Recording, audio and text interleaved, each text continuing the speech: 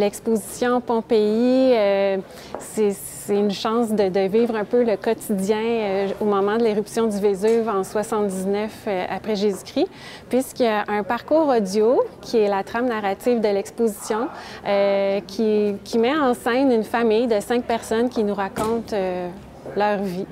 Puis donc, ce récit-là est en lien avec des objets qui sont présentés, des objets magnifiques du quotidien, donc de la vaisselle, des lampes à l'huile, un bain, etc. On a aussi des maquettes qui nous permettent de comprendre des machines-outils utilisées par les Romains, comme cette magnifique roue de carrier qui était utilisée sur les chantiers de construction. Au fil du parcours, il y a une montée narrative qui culmine avec l'expérience 360 degrés qui nous permet de vivre un peu l'éruption du Vésuve. Donc, on voit les gens dans la ville qui s'activent, puis le Vésuve qui commence à éclater.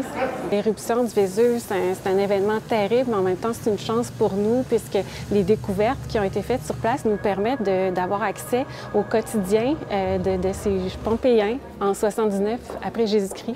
Et une chose qui est vraiment fascinante, c'est qu'on découvre des objets qui sont semblables à ceux qu'on utilise aujourd'hui.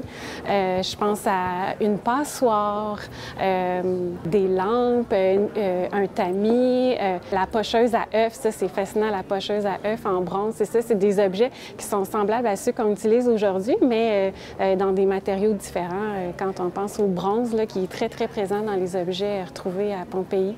On a aussi des monnaies en entrée de l'exposition, des monnaies frappées en bronze, en or également, qui portent l'effigie de l'empereur qui régnait à l'époque. Et encore aujourd'hui, on a la tête de la reine sur nos propres monnaies. Donc, il y a beaucoup de choses qui existaient à l'époque romaine et qui se sont perpétuées jusqu'à aujourd'hui.